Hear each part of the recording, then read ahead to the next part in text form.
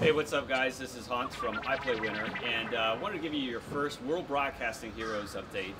We're here in Tokyo, Japan, Ikebukuro, and we got in last night, or yesterday afternoon around 2 p.m.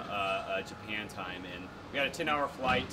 It didn't really seem like it lasted 10 hours, but it went by pretty quickly. But once we got here, we had a few issues getting to the hotel. We were walking up and down like 20 flights of stairs with all this streaming equipment and stuff, but we made it.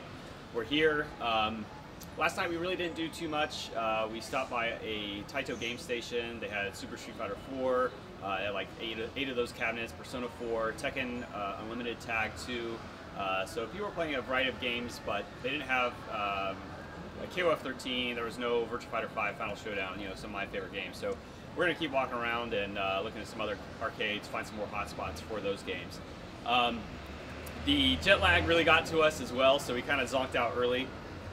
When you first come to Japan for your first time, if you haven't been here before, that's usually the hardest thing to deal with on your first day. My recommendation is just stay up as long as you can, and then when you can't stay up any longer, just go to sleep and try to wake up at a normal hour Japan time. So. Fubar Duck, on the other hand, was a trooper. He recorded the latest episode of Apple Game TV with Frida, and this was at the God's Garden studio with KSK. So I'm sure he'll have a lot of updates for you, but he is actually asleep right now. So we're going to head back to the hotel, wake him up, and get an update from him. But in the meantime, keep it locked to iPlayWinner.com. Subscribe to us on YouTube, youtube.com/iPlayWinner. And of course, follow me on Twitter @Haunts for more updates from Japan. Apparently we're recording now. Yeah. So anyway, my name is Ryan Harvey, aka Fubar from Austin, Texas. I'm here with none other than Hans, Lord Hans from iPlayWinner.com. So this is our second day here technically. We got here yesterday, and man, I don't even want to talk about yesterday. We were all like zombies, basically. Right, yeah, and we pretty much just dragged you out of bed. I mean, you got some coffee in your system now, but yeah, but I freaking hate you for waking me up this early. So, well, you got back at what? Like it was. I think it was like 3 a.m. I got back at a little after 3 a.m. Japanese time. Mm-hmm. And you guys went to bed at 10 p.m. Yeah, right around. But yeah. as we said before, we were like Martin and I were both like really tired, but you stuck it out. A little longer, and we're gonna get to, I guess, the adventure you had last night in just a sec. But I guess for those who don't know, explain what Golden Week is, because we're kind of here in like sort of a special. It's right. like a special it time, is a special time. Yeah. Golden Week. First of all, actually, for all you guys who don't know, SBO, which is Japan's big yearly national tournament, actually used to be held every year during Golden Week.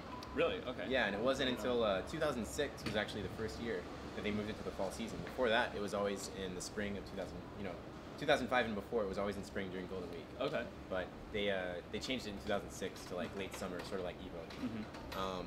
Anyway, Golden Week is basically a week of national holidays in Japan. So Japan is, of course, known as a country that works a lot and is very dedicated to working. So Japan actually suffered from a lack of public holidays for employees that worked so hard. So Golden Week, I believe, if my history knowledge is not failing me, Golden Week is actually introduced by the government as a way to introduce more holidays into the Japanese work system. I gotcha. Okay. And I want to say that happened like in the 80s or something. Maybe it's older, maybe it's newer. I don't know that much, but essentially, I think it was introduced by the government to have some more holidays for Japan. And I think today, Wednesday, is the only day that's not a holiday. I think like Monday, Tuesday, Thursday, and Friday, like that, or something like that, are all holidays. I would have to look it up and verify. But long story short, a lot of people are off work this week. Of course, the country's still running like normal. You can still go to any restaurant or arcade. Everything's open. Right. But so mainly like banks are closed. And yeah, stuff, right? The main things that are closed right now are like banks and those kind of companies, I guess. And I know a lot of people at all the game companies are taking breaks right now too. Like I heard that producer Nitsuma for Marvel Capcom is actually visiting his hometown Sendai right now. I gotcha. Okay. So you said a lot of people are going to be at the arcades basically, because a lot of people are going to be at the arcades. That's right. Yeah, and we're going to be hitting those up a little later today. But on the previous segment, I mentioned that we had like a 10-hour flight to get here, and Well, you guys had a 10-hour flight. I had more like a 16-hour flight. Because yeah, that's right. Because You're I from flew Austin, I flew 4 hours from Austin, well 3.5 hours from Austin, and then I had also a 2-hour layover in San Francisco where I met up with you guys. Right, and our previous trips, the 10-hour flight took forever, but having somebody to talk to that about like games and stuff definitely made it go by a little quicker. It definitely went by pretty fast this Yeah. time, and what actually seemed longer than that was actually getting here and taking the train here and stuff. That actually seemed to take longer. Right. And so for people who don't know, like when you come into Narita, which is Tokyo's main airport, right? Or Japan's main international airport. International airport, right? So once you get off the plane, for people who don't know, they're trying to get around, maybe get into Tokyo. Like what's some like travel tips, like recommendations for getting into the city? Well, basically there are a lot of different ways into the city. Narita Airport is actually it's quite separated from Tokyo. So Right. by car, it's like an hour to an hour and a half away, like outside of the city. So there's actually an entire like other prefecture you have to go through to get to Tokyo from the airport. It's Chiba Prefecture. And it seems like a lot of like countryside kind of. Yeah, and there's a lot of countryside. Yeah. You see a lot of farmers and stuff on the way. Right. So there are taxi would be the least recommended way. Taxis are extremely expensive in Japan.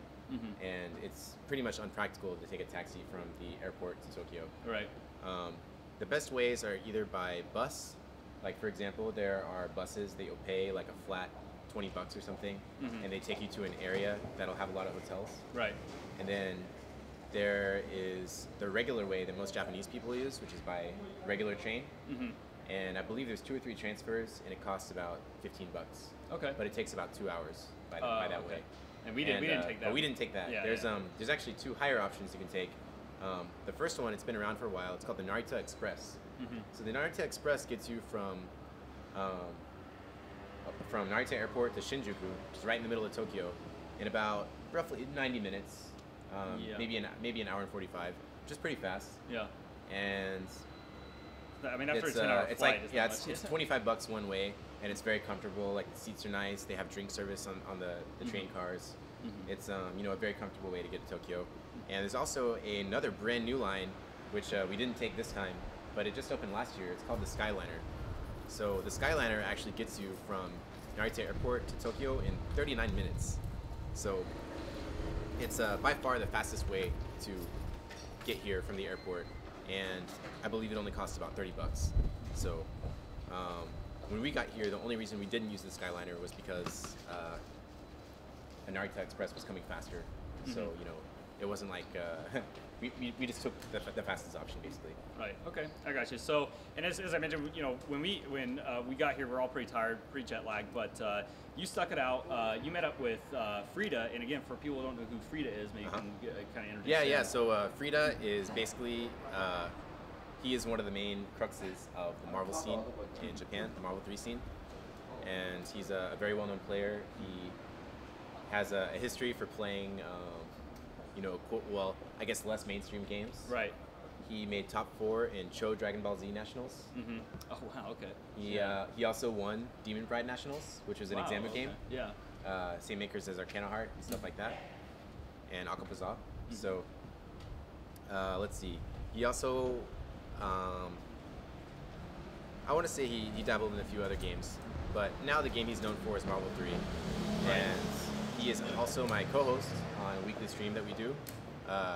It's a stream that we do in Japanese, but we do have Western viewers come watch it as well. It's every Tuesday. It's called Amo Game TV, and we stream that from Frida's Twitch TV channel.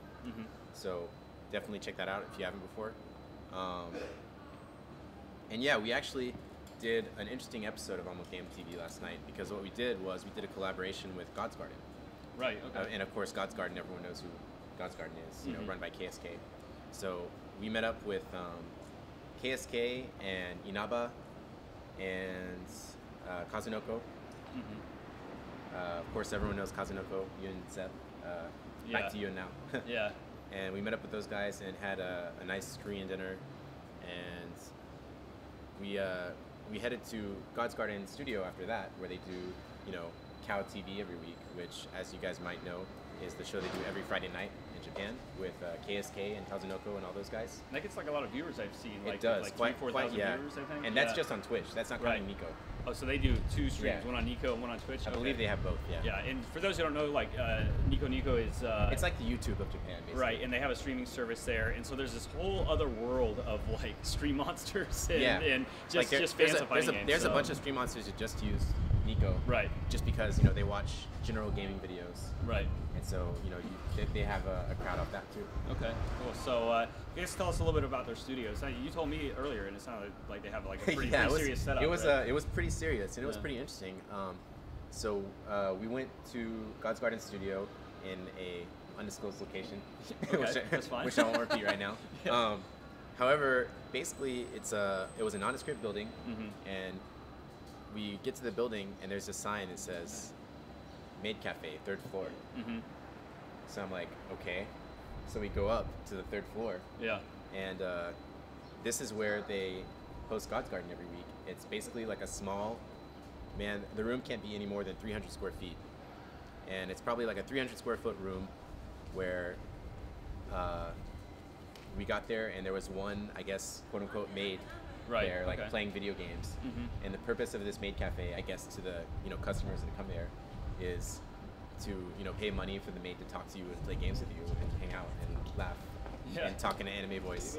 So so I talked to her and she actually she was pretty legit. Like she seemed to know her shit. Like she was like showing off her Soul Calibur 5 Collector's Edition to everyone, and I was like, oh, like I'm trying to learn Soul Calibur also. What character are you using? And she's like Natsu, and I'm like, you like top tier, right? And she was like, I love top tier. I'm a top tier whore. Whoa, I mean, she said the equivalent of that in Japanese. Okay, I got you. Yeah. Obviously, comes out a little different in another language, but sure. Yeah. But that's essentially what she said, and so I laughed, and she seemed like a lot of fun, and of course all the God's Garden crew was there. KSK met up with us there as well. KSK, for those guys who don't know, he is basically the founder of God's Garden, and he was also a legendary Third Strike player back in the day. Alex, he actually got 3rd place at Evo, and I want to say 2003 with Alex. Alex, yeah. So, and what's his arcade is no longer open, but what was right? the Gamers Vision Gamers was Vision, KSK's arcade that was very popular. Actually, when I lived here in Tokyo in 2005, that was the place to go for Third Strike tournaments. Right. And I went to his place. I went to Gamers Vision every other week, even though it was like over an hour away from me. And it was bi-weekly, and I would always go to his tournaments. They were always awesome. Like the level of play was so high, and I really do have Gamers Vision to thank for helping me become a great Third Strike player. Right. Okay. So sounds like you had a good night there, and like I said, you showed up like I think it was 3 a.m. like Japan time. So actually, one of the God's Garden guys was nice enough to give me a ride, so I didn't have to take a cab or anything. So he gave me and Frida a ride back to the Ikebukuro area where we're staying. And before we get into I guess what we have on the agenda for I guess today, because it's about like 10 in the morning, 11 in the morning here in Japan. Yeah, like 10:30 or something. I guess the last thing, just tell us a little bit about their streaming setup. It sounded like they had a lot of gear there. Yeah. So basically, this I guess quote unquote maid cafe had every system from NES all the way up to like PS3 and 360. There were like just shelves full of games and comics and stuff like that, and everything was set up such that they could easily switch streaming between like PS3 and 360. Basically, they had like a corner with like a desk, like a command center. Yeah. And then separate from the command center was the area for the players to sit, which had a table which was like perfect height to have your TE set up. Right. They did use TEs, by the way. Shout outs to Mad Cats. Shout out to Smart Man. What's up? Yeah. He was here last week. So yeah, they had their TEs set up, and then everything was routed into a monitor for the players, and then that was routed to a monitor to the command center, and then they also had like 2 or 3 regular TVs for the older systems, and of course they had a CRT for like the older like SNES and those type systems. Wow, so it sounds pretty serious. Awesome. Yeah, when I left at the end of the night, the maid was playing Puyo Puyo with someone. Oh, imagine that. Yeah. Yeah. Okay. Yeah. So for today, I think we're gonna hit up a few arcades. What did you have in mind? Yeah, that's the plan. I want to hit up Carnival in Shinjuku because that is the KOF 13 Climax hotspot. Oh, right, Climax just came out. Just came out last week. Actually. Last week, yeah. So and as I mentioned before, the Taito Game Station that we went to here, it's mainly just Street Fighter. They had Gundam and like Persona, but no Virtua Fighter, no KOF. So I'm really hyped to check out that arcade. And what you said that's in Shinjuku. And, Yeah. Okay, and then Taito Station is a chain; they're everywhere. Oh, but right, the yeah. main one for like SF4 and stuff like that is in Shinjuku. okay, and so that's for KOF. And so are you think we're gonna hit up any other arcades besides that, like Club Sega or something? Let's see. I know for Tekken, there's an arcade just down the street from Carnival. Al was telling me about it on Twitter. Okay. And for Persona, I'm not sure. We'll figure it out. Okay. But they have Nesca cabinets everywhere, so. Okay, so tomorrow, we'll have some more updates for you. Hopefully, we'll see how things go. We're gonna head down to Osaka like a couple days, so we got a lot of stuff planned out. We'll have more updates on the arcades, the games, the competition, all that stuff. If you want to follow you on Twitter, I'm sure you'll have like updates throughout the entire Yeah, of trip course. on Twitter. I want to be updating both in Japanese and English. At Fuberduck is my Twitter. Of course, this is Hans. Yeah, at Hans. And Yeah, then, this is the guy who follows nobody on Twitter. Freaking asshole. much like Daigo. But yeah, you can follow at iPlayWinner. We'll have updates throughout the week. You can check us out there. We'll have some written updates with photos and stuff like that. Yep. So follow us there, and of course subscribe to us on YouTube, youtube.com/iPlayWinner. And like I said, we'll catch you next time. Yeah, we'll have a lot of cool content this week, so stay tuned. Yep.